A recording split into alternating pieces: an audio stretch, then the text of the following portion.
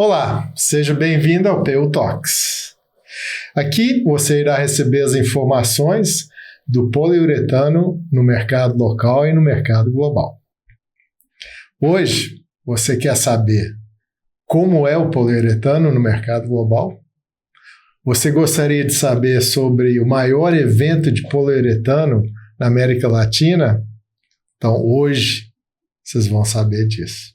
Mas antes, para quem não me conhece, eu sou André Godinho, diretor de novos negócios da Zanatem, e aqui ao meu lado está o Antônio Barros, ele é o gerente comercial da Zanatem para a América do Sul, e também temos hoje uma convidada especialíssima, a Simone Martins. A Simone é jornalista, pós-graduada em marketing industrial, responsável pela organização da FEIPUR, a Feira e Congresso Internacional de Compósitos, Poliuretano e Plásticos de Engenharia. Seja bem-vindo, Simone. Muito obrigada. Um grande prazer participar aqui do PU Talks. Bem-vinda. Obrigada. Bom, vamos começar com a primeira pergunta, né? Para que as pessoas te conhecem melhor, conta um pouco da sua história. Como é que o poliuretano entrou na sua vida? Olha, uma coisa interessantíssima, né? E a vida leva a gente, né? Eu não procurei, mas o poliuretano, assim como os outros plásticos, chegaram até mim. Né? Eu estudava jornalismo e eu dava aula de inglês. E, de repente, eu decidi ser secretária bilíngue, né? E por várias empresas, fiz entrevista em várias empresas, acabei caindo numa editora. Né, de revistas técnicas. E até então não tinha a menor noção o que era revista técnica, porque os cursos de jornalismo não falavam de revistas técnicas. E aí comecei como secretária e os diretores lá, sabendo que eu estava fazendo jornalismo, me transferiram para a parte de editoria, para a parte de redação, né? E aí foi indo até que a gente teve o contato, né, com a Associação de Composites, né, e que precisava de uma revista. Então, eu já não estava mais na outra editora, eu abri a minha editora e lançamos a revista de Composites.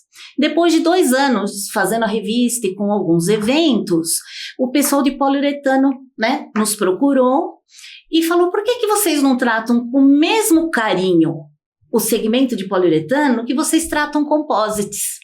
Porque o que acontecia na época? Havia feira de plástico e havia revistas de plástico. Só que elas abordavam muito mais os termoplásticos, volumes maiores, né?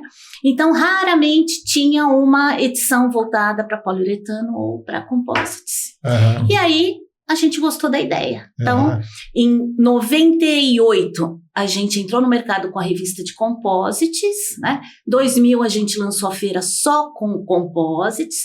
2003, lançamos a revista de poliuretano. Em 2004, a FEIPUR. E aí, depois, os outros materiais foram sendo agregados. Plástico de engenharia, composto termoplástico.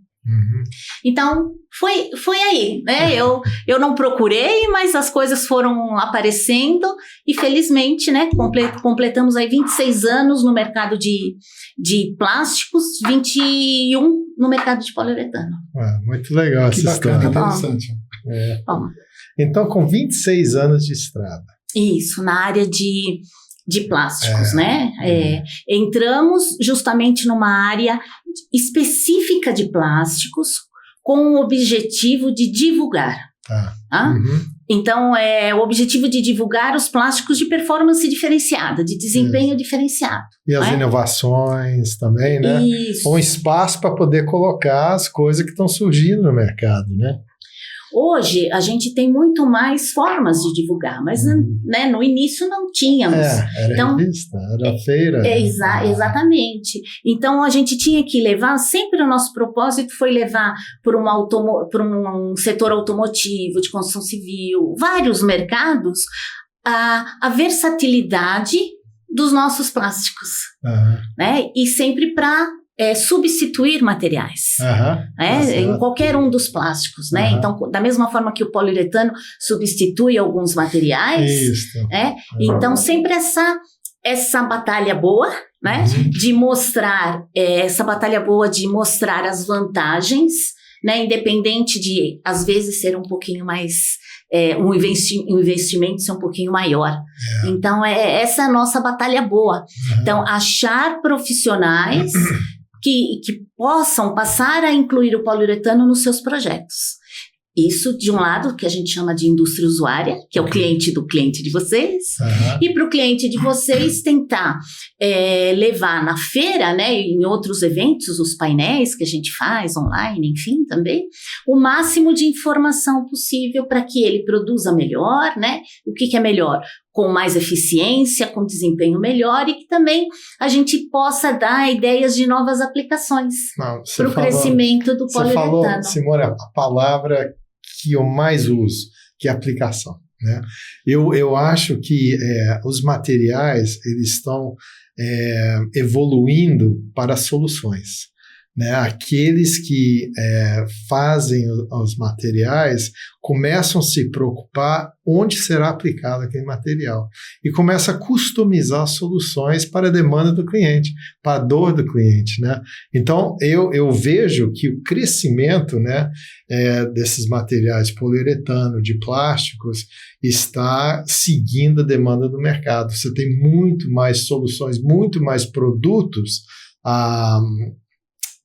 sendo ofertados para customizar e atender o mercado hoje. Você concorda com isso? Sim, o número de aplicações em poliuretano tem crescido. A gente tem acompanhado, e isso é muito positivo, porque nós temos melhor performance nas matérias-primas, né? Nós temos um avanço bom em sustentabilidade, e nós temos um ganho de aplicação. Então, o volume de poliuretano em automóveis tem crescido, né? Em equipamentos para o agronegócio tem crescido. Sim. Então, é isso que a gente precisa, né? A gente precisa crescer em volume por aplicação e em número de aplicações também. Perfeito. É assim que a gente se desenvolve, né? Exato. E fora toda essa parte de pesquisas, é interessante, como o André comentou, da customização que existe hoje, o poliuretano ele se espalha não como há 20 anos atrás, que estava muito concentrado. Hoje ele deriva, né? No último podcast a gente trouxe aqui, o André estava até com uma camisa que tinha um produto de poliuretano, né? Hoje em dia, os produtos de maquiagem existem adesivos que fazem parte do poliuretano. Então, a extensão que ele veio e o avanço tecnológico ajudou muito isso. Sim. Isso visto os 45 anos hoje que tem de experiência, desde a fundação da empresa, que a Zanatani presta serviço para o Odebrecht. E a Simone, eu acho que ela identifica com isso, porque você faz feira não só no Brasil, você faz feira fora do Brasil, né? Eventos menores, né, que a gente chama de congresso, são palestras. E nos intervalos das palestras, a gente concentra o público no que a gente chama de tabletop. São mesas de atendimento. Né? Então, são áreas grandes em hotéis ou espaços de eventos. E aí, cada patrocinador tem uma mesa. Então, ele dá a palestra e aí você tem um café de boas-vindas, você tem um coffee, você tem o almoço. Tudo acontecendo lá, nessa área do tabletop. Então, não é uma feira, porque nós trabalhamos com mercados pequenos ainda, né, para comportar tudo isso, mas a gente já fez na Argentina e no Chile, né, e Colômbia. A gente vê que o fato da Zanatemi ser global, né, nós estamos a base da Zanatemi no Canadá, né, na América do Norte, mas a gente tem na China, a gente tem no Japão, Tailândia, no México, na América do Sul, né? Também estamos na Argentina. Eu acho que essa compreensão da demanda, não só local, mas global, enriquece a inovação dos produtos que a gente traz para o mercado, né? Exatamente. Olha, eu falo que há 23, 26 anos, a gente tinha uma realidade, né, de adequação de matérias-primas. Era uma fase que novos processos estavam aparecendo, o poliuretano estava trocando trocando gás, então trocando os equipamentos, tinha uma acomodação de tecnologia. Né? Uhum. Em outros plásticos você tinha por exemplo, você não tinha a resina específica para aquele processo, você usava uma mais ou menos, né? E aí quando a gente começou a trabalhar os mercados, principalmente da Argentina, para esses eventos, a gente viu que isso acontecia, então foi uma diferença de 10 anos. Né? Existia a falta de matérias-primas específicas, né? E o ano retrasado, a gente começou um trabalho também de pesquisa na África. E a gente sente isso, né? Eu sinto o que acontecia com a gente no começo, aqui. É uma necessidade de variedade de matéria-prima. Muito legal isso. Nesse ponto aí, fazendo outra pergunta, outra colocação agora, o que você vê que impulsionou o crescimento do poliuretano? Você visto falando desse déficit das matérias-primas, hoje existe toda essa globalização. O que veio nesses 21 anos, nesses 26 anos das feiras, que impulsionaram isso, que você viu que deu esse crescimento? Acho que, em primeiro lugar, o poliuretano é um excelente material. Né? Nós temos um tesouro na mão. Ele bem trabalhado, bem pesquisado com a matéria-prima correta, um processo bem equilibrado tecnicamente, a gente consegue peças muito boas. A performance é muito boa. Então, eu acho que o sucesso do poliuretano se dá pelo produto. Né? Você vê que ele tem um ótimo desempenho, excelente desempenho no isolamento térmico. Né? Você quer um isolamento térmico bom? É poliuretano. Né? Você quer resistência à abrasividade mais boa? É poliuretano. Você vai para calçados, né? É poliuretano. Né? Então, e aí a gente poderia falar, né? Fora espumas, as variedades de espumas flexíveis que temos, né? E você vai para cases também, né? Então, o poliuretano, ele conseguiu entrar em aplicações muito interessantes. E isso devido a quê? Primeiro, por ser um bom produto, né? Então, temos... em segundo lugar, nós temos uma infraestrutura muito boa do poliuretano no Brasil. Né? Não é uma quantidade enorme de empresas, mas são empresas que souberam se estruturar. Então, nós temos multinacionais e temos nacionais. Né? Então, profissionais muito empenhados. Eu vejo profissionais muito empenhados no poliuretano, muito sérios, buscando parcerias, buscando tecnologias lá fora, melhorando a própria empresa. Então, isso acho que deu uma tranquilidade, né, para que as empresas pudessem escolher o poliuretano, porque isso no passado gerou problema, né, a instabilidade de fornecimento, dependência. Então, eu acho que hoje, qualquer pessoa que vai pesquisar o mercado brasileiro de poliuretano, né, ele vê que existe uma infraestrutura.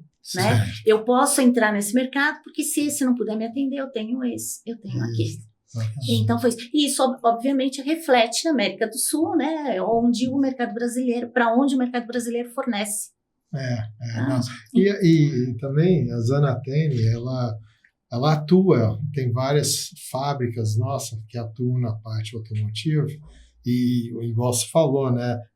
Pode ser tanto função estrutural, acústico, pode ser isolamento térmico e conforto, né?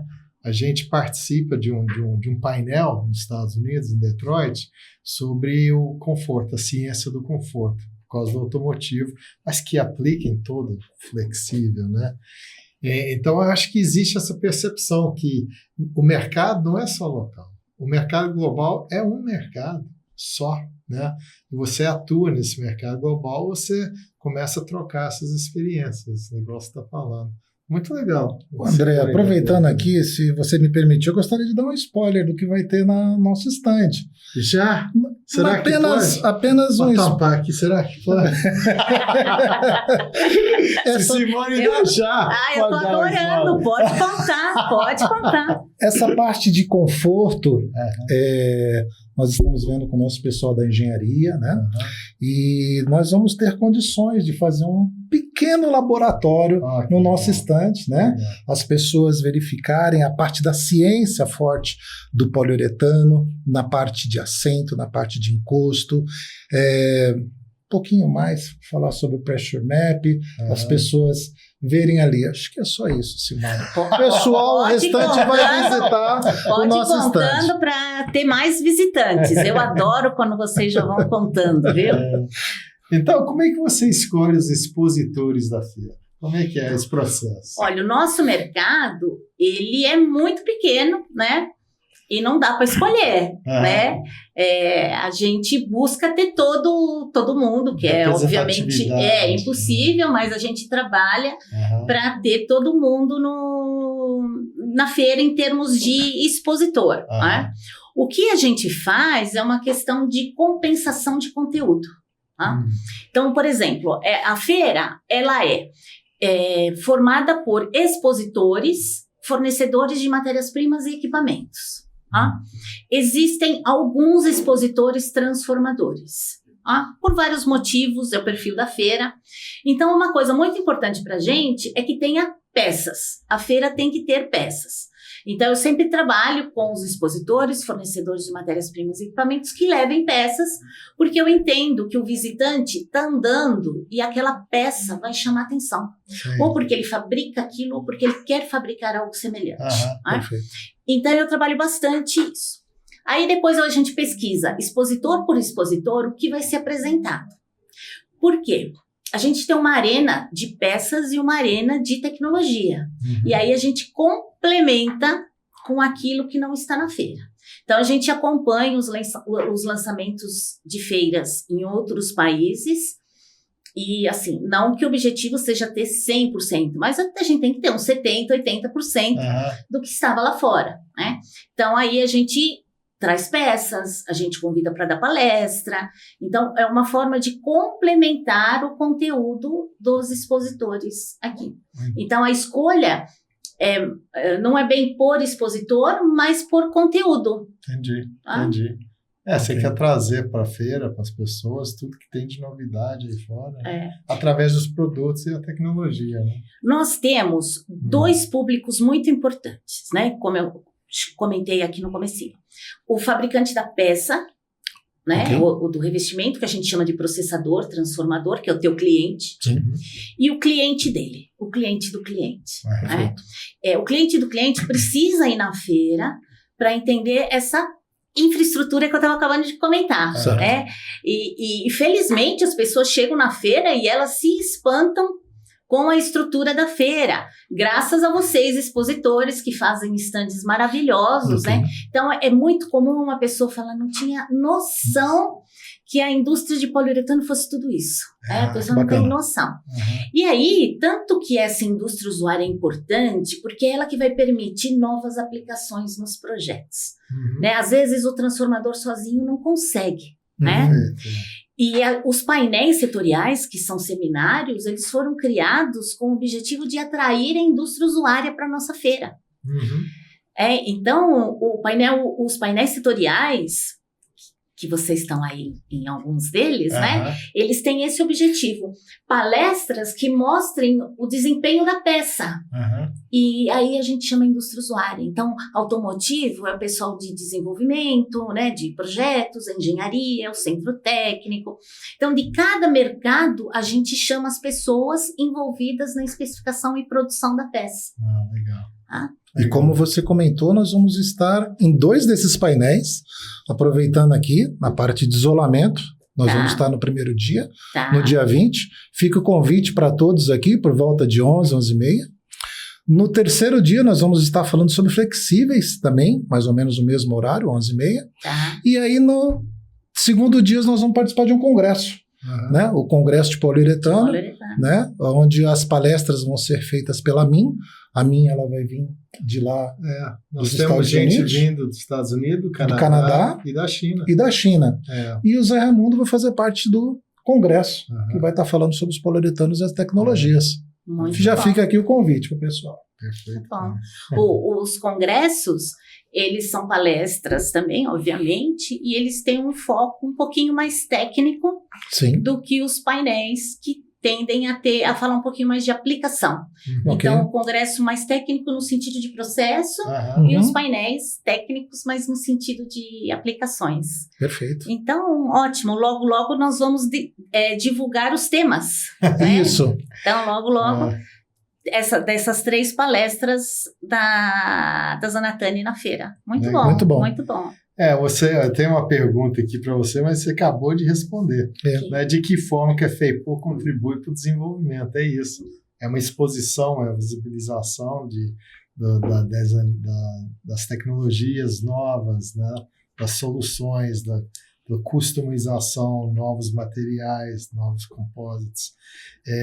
Eu não sei se quiser acrescentar alguma coisa, mas eu vejo a FEIPOR como sendo um coração desse mercado. Sim. Né? Porque todo mundo conhece, todo mundo que está na área conhece a FEIPOR, participa do FEIPOR. Exato.